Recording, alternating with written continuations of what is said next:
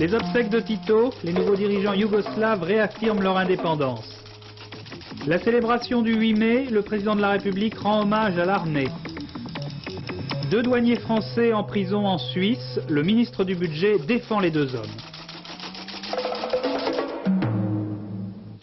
Messieurs, bonsoir. Belgrade a offert des obsèques grandioses à celui qui fut pendant 35 ans le maître de la Yougoslavie. 42 caméras, plus de 170 pays représentés, pour la plupart au plus haut niveau. Le monde n'est pas prêt d'oublier cet événement politique de première importance qui dit assez ce que sera la place de Tito dans l'histoire. Outre la présence des grands de ce monde, dont nous allons tout de suite reparler, il y avait aussi celle plus émouvante de centaines de milliers, certains disent de millions de Yougoslaves, disons orphelins. Bruno Albin.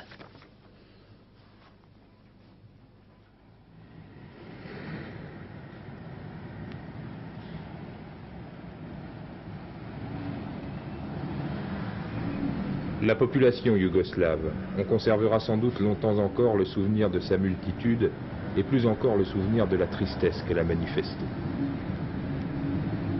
Lorsque le cortège funèbre quitte les abords du Parlement, l'émotion est à son comble pour chacun de ceux qui sont venus participer ici à ce dernier hommage.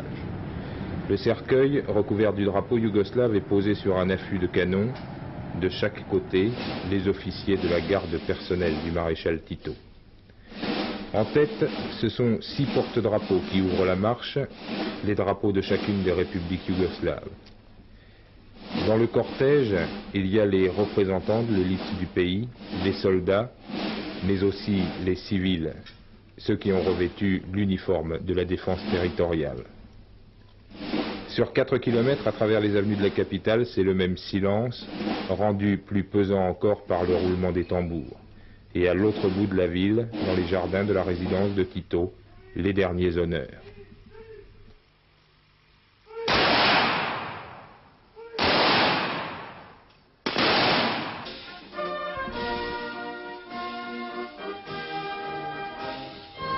Après les salves tirées par sa garde personnelle, c'est aux accents de l'international puis de l'hymne yougoslave que le maréchal Tito est déposé dans la tombe.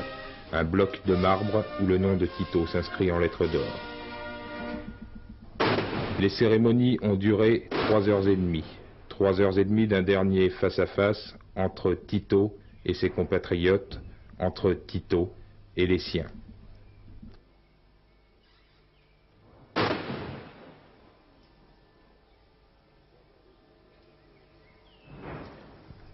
3h30 durant lesquelles Léonid Brejnev et le ministre soviétique des Affaires étrangères, Andrei Gromyko, n'ont été que des témoins parmi d'autres témoins.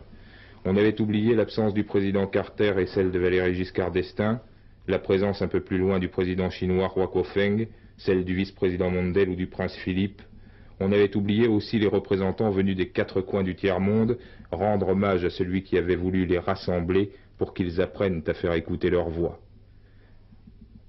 Pendant 3h30, on a seulement pensé à Tito mais aussi à la Yougoslavie.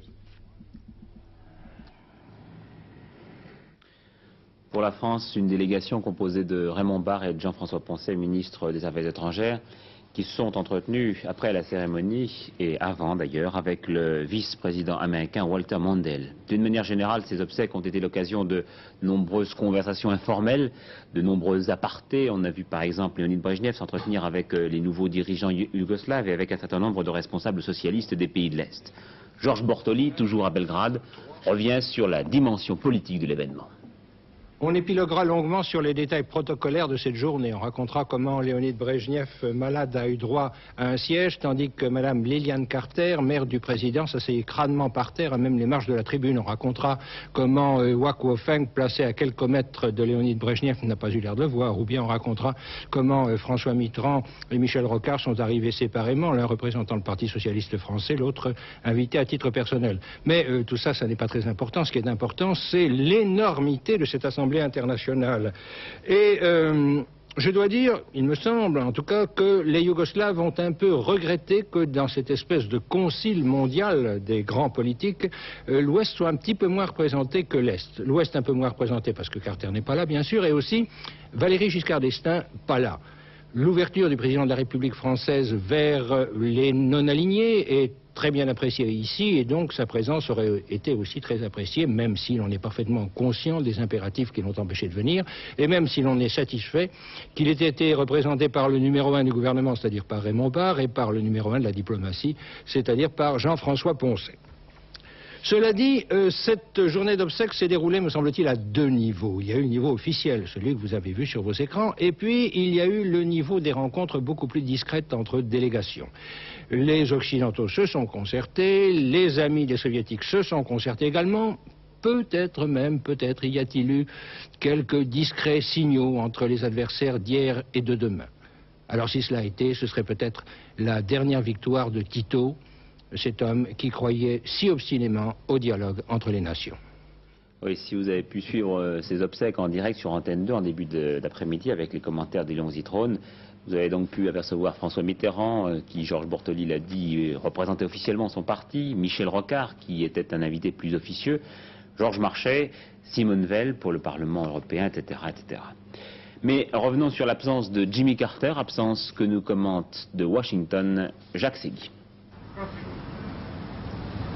Le drapeau est en berne à la Maison-Blanche, non pas pour la mort de Tito, mais pour les 8 officiers américains qui ont trouvé la mort en Iran. Cela dit, l'absence de M. Carter à Belgrade provoque ici deux sortes de réactions, l'étonnement et l'agacement.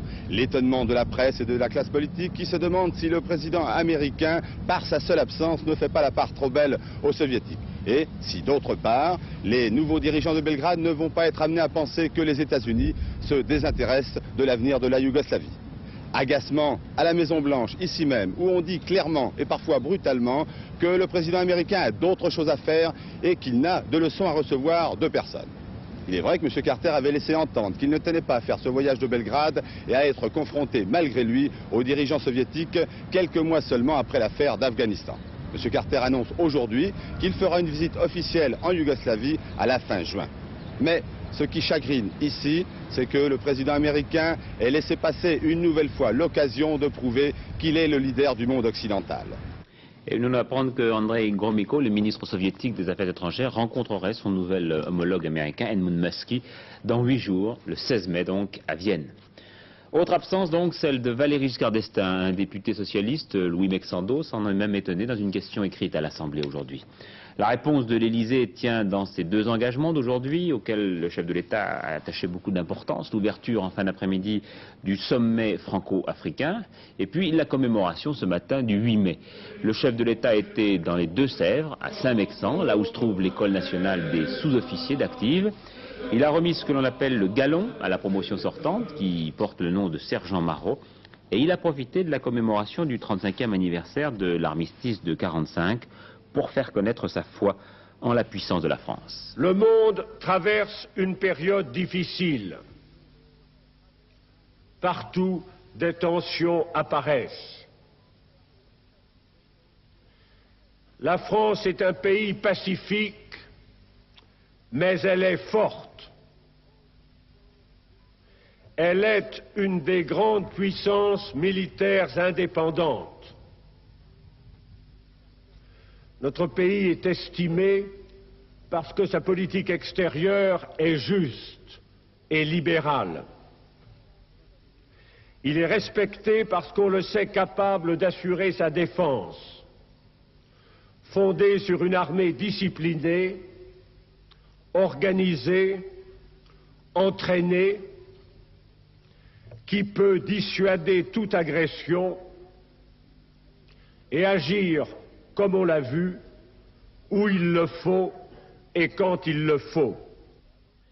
Cette visite présidentielle a été l'occasion de quelques bousculades entre forces de l'ordre et agriculteurs qui étaient venus à plusieurs centaines pour réclamer une augmentation des prix agricoles de 12%. Valéry Giscard d'Estaing leur a répondu indirectement un peu plus tard en invitant le monde paysan à soutenir la politique agricole européenne défendue par la France. La veille, il avait demandé à son Premier ministre de prévoir des mesures nationales pour sauvegarder le pouvoir d'achat des producteurs français. Voilà, certaines de ces images, vous le voyez, sont un petit peu cocasses, d'autres le sont moins. Une autre manifestation à Marseille a aussi été émaillée de plusieurs incidents. 1 millier d'agriculteurs environ, une voiture sur le toit, beaucoup d'embouteillages et de nombreux heurts. Deuxième engagement de la journée donc pour Valéry Giscard d'Estaing, l'ouverture du sommet franco-africain de Nice. Cette conférence est désormais une habitude, c'est la 7e du genre, et elle permet un dialogue entre la France et une grande majorité des pays d'Afrique francophone, et ce, 20 ans après leur accession à l'indépendance. À Nice, Paul Amar. Valéry Giscard d'Estaing s'apprête à accueillir dans une demi-heure environ à la préfecture de Nice les présidents, chefs de gouvernement ou ministres des Affaires étrangères de 25 pays africains. 25 pays qui attendent beaucoup de ce 7e sommet franco-africain, de cette réunion qui permet aux membres de ce club francophone de se retrouver en famille en quelque sorte une fois par an. Les thèmes de discussion ne manqueront pas. La guerre civile au Tchad, la crise internationale, économique et politique, le nombre important de réfugiés en Afrique, un réfugié sur 2 dans le monde est africain, enfin les problèmes alimentaires et les risques de famine dans certaines régions comme le Sahel. Tout cela fait de l'Afrique un continent beaucoup plus fragile que les autres, plus pauvre et plus menacé. C'est la raison pour laquelle il a besoin d'être aidé. Il l'est par la France, mais dans l'esprit de Valéry Giscard d'Estaing, d'autres pays pourraient ou devraient s'y associer. Le chef de l'État pense notamment aux pays européens et aux pays arabes. La technologie européenne et les capitaux arabes seraient les bienvenus en Afrique, d'où l'idée du trilogue, du dialogue à 3 entre les pays arabes, les pays africains et l'Europe.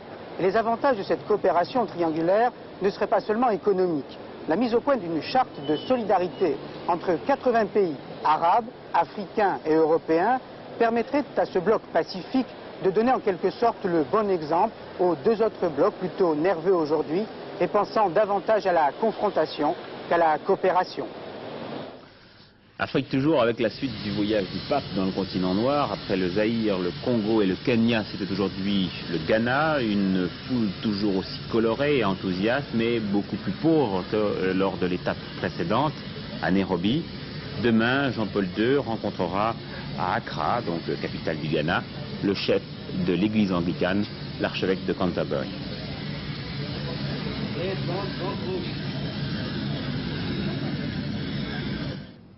Toujours à l'étranger, l'exécution pour la première fois d'une femme en Iran. C'est la première fois en effet qu'une femme est fusillée pour des motifs politiques. Madame Parsa était ministre de l'Éducation nationale sous le régime du Shah. Elle a été condamnée à mort pour corruption sur terre. On lui reprochait d'avoir volé le bien du peuple et d'avoir créé une atmosphère de prostitution dans son ministère. En Grèce, un nouveau Premier ministre en remplacement de Constantin Karamanlis, devenu président de la République. Il s'agit de Georges Rallis, qui jusqu'alors était ministre des Affaires étrangères. Le bilan du débarquement israélien au Liban à l'aube, 3 morts, dit la radio libanaise, 1 mort, 3 blessés, disent les Palestiniens. Pour Israël, il s'agissait de s'en prendre à des bases de Fedaïn au Liban. Politique française, 2 sondages pour les présidentielles, pour Sud-Ouest, Giscard Rocard 50-50, pour Paris Match 51-49. Michel Rocard semblant toujours pour la Sofresse et Public, le meilleur candidat de l'opposition. Et puis un autre candidat, Jean-Marie Le Pen, a demandé aujourd'hui une véritable politique de la famille et un meilleur respect de la vie. Jean-Marie Le Pen qui bien sûr est toujours opposé à la légalisation de l'avortement. Le point maintenant sur cet étonnant conflit franco-suisse. Pendant une demi-heure, aujourd'hui, toutes les frontières, y compris celles des aéroports, ont été bloquées par les douaniers en colère qui protestent contre l'arrestation, vous le savez, il y a près d'1 mois, de 2 de leurs collègues par les policiers suisses. Les 2 hommes qui sont en prison depuis leur arrestation, le 15 avril dernier, ne seront remis en liberté qu'après la clôture de l'enquête, a annoncé le gouvernement helvétique. Sur place, l'enquête de Daniel Bilalian. Tout commence à Bâle. Tout a commencé le 15 avril au buffet de la gare de Bâle. Une grande salle rétro qui ressemble à la salle à manger d'un paquebot d'avant-guerre. Les 2 inspecteurs français avaient rendez-vous ici avec leur informateur qui devait, d'après ce que l'on sait, leur remettre une liste de clients français de la Société des banques suisses plaçant leur argent en Suisse. C'est au moment où ils s'attablaient à cette même table où je suis pour recevoir cette fameuse liste que les policiers suisses les ont appréhendés tous les 2. Du buffet de la gare, les 2 inspecteurs sont transférés à la prison de Berne où ils viennent d'être officiellement inculpés d'espionnage économique et restent en prison. Cette réaction brutale des autorités suisses s'explique car, après un premier coup réussi, en tentant pour la seconde fois de se procurer des noms de citoyens français transférant leurs capitaux dans les coffres suisses, les 2 inspecteurs, et ils ne sont pas les seuls à se livrer à ce genre d'enquête, mettent en péril ce qui fait la renommée des banques suisses, un point sur lequel elles ne transigent pas, leur secret. Et cela, bien qu'elles s'en défendent. Nous tenons au secret bancaire essentiellement parce qu'il fait partie de la protection des libertés individuelles qui s'étendent également au domaine patrimonial. Mais cela ne signifie pas qu'à par le secret bancaire, on doit pouvoir couvrir n'importe quelle opération. C'est la raison pour laquelle les banques suisses sont tenues de fournir des informations aux autorités suisses lorsqu'il y a eu des délits, et elles le font également dans le cadre de l'entraide judiciaire internationale. Nous sommes membres notamment de la Convention européenne d'entraide judiciaire, comme la France l'est également. Mais si je suis bien renseigné, M. Chappuis, il y a tout de même en Suisse des comptes secrets, où les noms n'apparaissent pas. Alors qu'est-ce que vous pouvez vérifier auprès de ces gens-là? Il y a des comptes dits numérotés qui sont devenus très célèbres, mais qui ne sont pas du tout traités différemment des autres comptes. Une personne ne peut pas venir anonymement ouvrir un compte numéroté, ce n'est pas possible. On lui demande ses papiers, on lui demande si les fonds sont véritablement les siens, et si on a quelques doutes, on se renseigne sur elles. Une dernière question, est-ce que vous pensez que ce que faisaient les douaniers français en Suisse est un acte très grave? C'est un acte, si les faits se révèlent exacts, n'est-ce pas? Je ne fais pas l'enquête. Oui. C'est un acte illégal. Les banquiers suisses et les autorités helvétiques se déclarent donc choqués par le procédé qu'elles considèrent comme illégal, sans plus, avec la volonté de ne pas envenimer les choses. Cela dit, personne ne veut parler du fond de l'affaire, à savoir, les inspecteurs arrêtés étaient-ils en possession de cette fameuse liste de citoyens français, notamment des industriels? Pourquoi l'informateur avec qui ils avaient rendez-vous n'a pas été arrêté, ce qui confirmerait la thèse du guet-apens défendue par la direction des douanes françaises et par les syndicats de douaniers. Enfin, qui a dénoncé les deux inspecteurs? Les banques suisses qui voulaient mettre un terme à ce manège, des personnes figurant sur la liste, ou encore l'informateur qui a pu lui aussi vendre la mèche à la police. Autant de questions qui restent ce soir sans réponse malgré les dizaines de coups de téléphone que j'ai passés aujourd'hui jusqu'au dernier moment. La police ne parle pas, ce qui a priori se comprend. Plus curieux, l'avocat désigné par l'ambassade de France pour défendre les deux inspecteurs est introuvable aussi bien de jour comme de nuit. Enfin, le porte-parole du procureur de la République m'a répondu avec un accent inimitable « Cher monsieur, la justice suit son cours ». Vraiment, ici, dans tous les domaines, et pas seulement dans celui de la banque, le secret est vraiment une vertu nationale. Alors à Paris cet après-midi, le gouvernement français, par la voix de son ministre du Budget, Maurice Papon, est intervenu pour la première fois dans le conflit. Pour Maurice Papon, les douaniers ne détenaient pas de liste de fraudeurs, et d'ajouter que les avocats du ministère du Budget partiraient dès demain pour la Suisse défendre les inculpés. Pour le ministre, c'est bel et bien un traquenard qu'ont tendu les autorités helvétiques, et il a souligné que la chasse aux fraudeurs devait se faire surtout sur le territoire. Qu'est-ce qu'on peut faire pour essayer de faire diminuer le nombre de comptes à numéros dans les banques suisses détenues par des Français? Nous ne pouvons agir que sur le territoire national. Et c'est effectivement notre fonction ici de surveiller l'échange et par conséquent de traquer tous ceux qui violent cette réglementation. Mais nous ne pouvons pas agir en Suisse, cela est évident. Les deux fonctionnaires français étaient-ils investis d'une mission officielle, et sinon allez-vous les couvrir? Premièrement, je les couvre. Je l'ai dit tout à l'heure, je le répète devant vous. D'autre part, ils n'ont pas à être couverts d'une mission officielle, car ils sont en mission d'une manière permanente, car c'était pour leur métier qu'ils étaient là, et pour exécuter effectivement les surveillances dont ils sont chargés. Mais l'erreur, ça a été de passer du territoire français au territoire suisse. Selon certaines informations, on dit que ces deux douaniers français ne seraient pas toujours bien traités dans les prisons suisses. Vous avez des informations à ce sujet? Eh bien, j'ai demandé à notre avocat qui rejoint dès demain matin Zurich de vérifier les choses à cet égard. Oui, Maurice Papon, d'ajouter que les courtiers suisses viennent jusqu'en France démarcher les épargnants. Une quarantaine de ces courtiers ont du reste été inculpés dans les 4 dernières années. Toutefois, selon le ministre du Budget, la perquisition effectuée ce matin dans les locaux parisiens de la société de banque suisse n'a pas de rapport direct avec cette affaire. Les membres de l'OPEP qui ont accepté le principe d'un ajustement trimestriel du prix plancher du pétrole, mais l'Iran, l'Algérie et la Libye se sont opposés à ce mécanisme. Le supersonique Concorde des British Airways ne survolera plus l'Arabie Saoudite. Les autorités saoudiennes déclarent que cette décision a été prise pour des raisons de nuisance. En fait, c'est une mesure de rétorsion à l'encontre de la Grande-Bretagne à la suite de la projection par une chaîne de télévision britannique de ce fameux film qui s'appelle, vous savez, Mort d'une princesse, et qui raconte l'exécution d'une princesse saoudienne accusée d'adultère. Pour la première fois, la Chine va procéder dans le Pacifique à un tir d'essai d'une fusée longue portée à tête nucléaire dans les îles Salomon. Et puis en France, le gros œuvre de la centrale de Crest-Malville a été terminé hier avec la pose de la cuve de protection du futur réacteur surgénérateur Super Phénix. Cette cuve d'acier de 16 mètres de haut et de 22 mètres de diamètre pèse 260 tonnes, vous la voyez. Il reste encore 2 ans de travaux pour que cette centrale produise les 1200 mégawatts électriques espérés. Et l'association Plug-Off Alternative appelle à un nouveau rassemblement dans 15 jours pour protester contre l'implantation de la centrale EDF à la pointe du Raz. En attendant, cette association va installer des capteurs solaires et une éolienne sur le site choisi pour cette centrale. L'Arzac, eh bien hier, la Cour de cassation a annulé les ordonnances d'expropriation des paysans pour des raisons de procédure, pour les propriétaires qui refusaient de vendre. C'est une nouvelle inespérée. L'extension du camp militaire semble pour le moment compromise. Alain Doubesky. En effet, hier, la Cour de cassation annulait 66 ordonnances d'expropriation.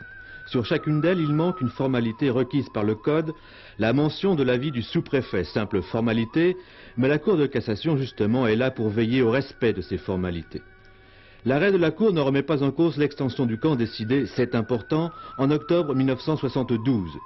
Sachant que ce décret d'utilité publique est valable 10 ans, il sera donc caduc en octobre 1982, dans 1 an et demi.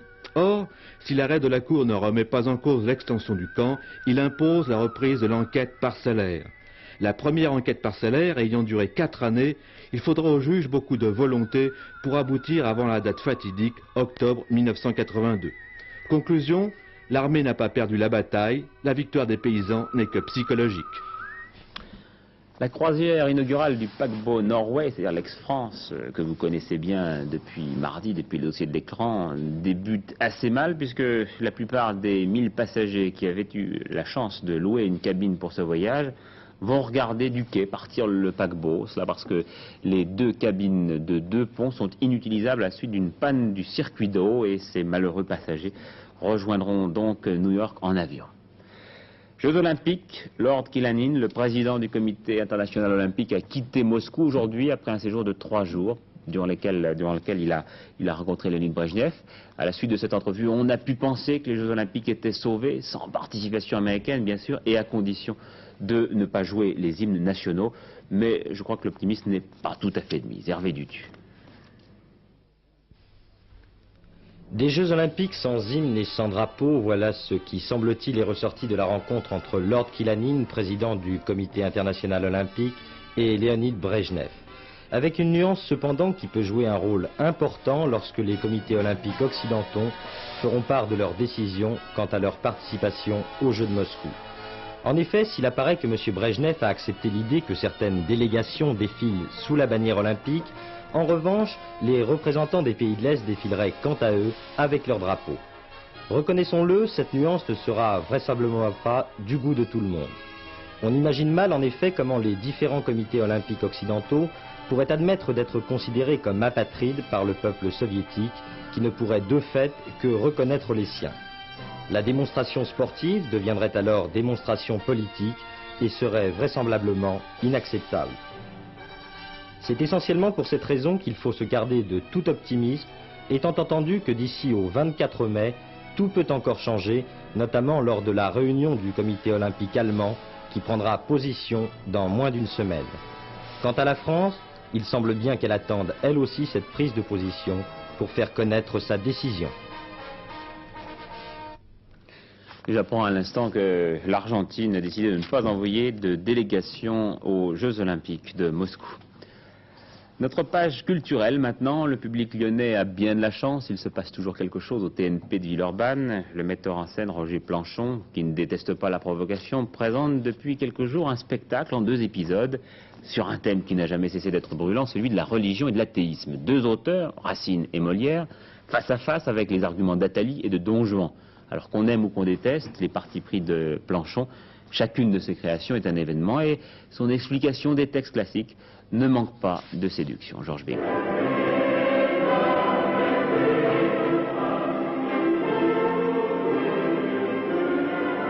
On a réuni Athalie et Don Juan parce qu'en définitive, ça parle du même problème, le problème religieux au XVIIe siècle. D'un côté, il y a une pièce de propagande de Racine qui dit « Vive la religion catholique, à bas les méchants ». Et dans l'autre pièce, celle de Molière, eh bien, on voit un de ces méchants, et ce méchant, c'est Don Juan, qui dit non à cette société, qui dit non à cette religion, et qui n'est d'accord sur rien. Conforme à son aïeul, à son père semblable, on verra de David l'héritier détestable, abolir tes honneurs, profaner ton autel, et venger Athalie. Par cette fin terrible et due à ses forfaits, apprenez, roi des Juifs, et n'oubliez jamais que les rois dans le ciel ont un juge sévère, l'innocence un vengeur, et l'orphelin un père.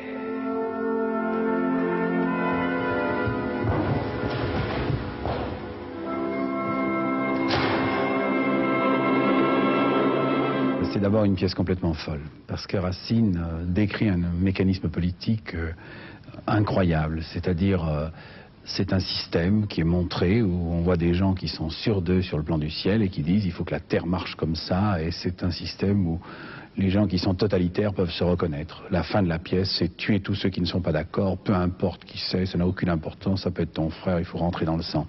Alors évidemment, plus aucun catholique ne revendiquerait cette morale, mais ce qui est sûr, c'est que beaucoup de régimes totalitaires dans le monde se basent sur cette morale. On a le droit de mentir pour faire triompher une cause, on a le droit de dire n'importe quoi, de faire n'importe quoi pourvu que la cause triomphe. Et en ce sens-là, la pièce est très actuelle. Je ne vous dirai point que je suis toujours dans les mêmes sentiments pour vous, et que je brûle de vous rejoindre, puisqu'enfin il n'est assuré que je ne suis parti que pour vous fuir.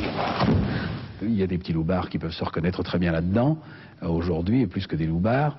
Et beaucoup de gens peuvent se reconnaître dans ce nom. Et en plus, je crois que tous ceux qui sont athées, à la fin, ça leur pose une question, Don Juan, c'est est-ce qu'ils se reconnaissent dans ce blasphémateur? C'est-à-dire qu'on n'a pas le droit, à mon avis, de se dire athée aujourd'hui si on ne dit pas d'une certaine façon le Don Juan de Molière est mon frère. Et ceux qui se disent catholiques ou qui croient à Dieu sont obligés de trancher si ils auraient mis Don Juan dans un cachot où ils l'auraient condamné à mort, comme le condamnaient à mort les catholiques d'alors. Et en ce sens-là, la pièce interroge vraiment et les athées et les catholiques. Voudriez-vous, madame, vous opposer à une si sainte pensée, et que j'allasse en vous retenant, me mettre le ciel sur les bras, que par... Oh, scélérat! C'est maintenant que je te connais tout entier. Et pour mon malheur, je te connais lorsqu'il n'en est plus temps. Et qu'une telle connaissance ne peut plus me servir qu'à me désespérer. Mais sache que ton crime ne demeurera pas impuni, et que ce même ciel dont tu te joues me sera vengé de ta perfidie. Sganarelle, le ciel. Vraiment, oui, nous nous moquons bien de cela. Nous autres. Voilà qui peut nous mettre en appétit pour le prochain magazine de la rédaction. Question de temps, lundi soir, comme thème qui croire, à qui se raccrocher sur le plan spirituel, avec notamment comme invité Roger Garaudy et Bernard-Henri Lévy. Ce soir, Laurent Broumède ne vous présentera pas la météo comme tous les jeudis soirs, mais je vais essayer de le remplacer en vous communiquant les prévisions de la météorologie nationale. Ça, c'était pour aujourd'hui. Demain, eh bien, la matinée sera nuageuse. Des éclaircies apparaîtront l'après-midi au nord de la Seine ainsi que sur le nord-est. Il pleuvra en montagne. Sur le reste du pays, passages nuageux et éclaircies alterneront avec une bonne nouvelle quand même, les températures en hausse. Résultat du tiercé, aujourd'hui, il y en a deux. Le 15, le 8 et le 10. Et puis, comme il y avait un nom partant, l'As, vous avez également le droit de jouer le 15, le 8 et le 1, avec, vous le voyez, des rapports quand même substantiellement différents. Dans l'ordre, 1755 francs si vous avez joué le bon tiercé, et 351 francs dans un ordre différent. Et puis avec le rapport spécial divisé par 2. Ce soir, vous avez rendez-vous avec Hervé Claude pour les toutes dernières nouvelles aux environs de 23h35. Demain, le témoin de notre édition de 12h45 sera Fernand Pouillon, l'architecte bien connu. Ce journal est maintenant terminé. À demain.